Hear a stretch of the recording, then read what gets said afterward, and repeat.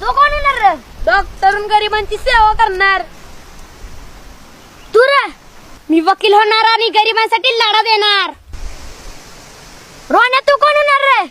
मी फौजीत भरती होणार आणि दुश्मनाच्या मुसक्या आळून देशाचं रक्षण करणार. वार भावानो, पण हे सगळं आपण मराठी शाळेत शिकून पुढे जाऊ तवा होणार ना. वाडीतली मोठी माणसं आपल्याला साथ देण्यात आली ती.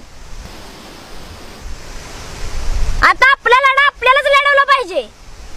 पण लका गाण्या, आपण बारकी पोरं, आपण करणार तरी काय?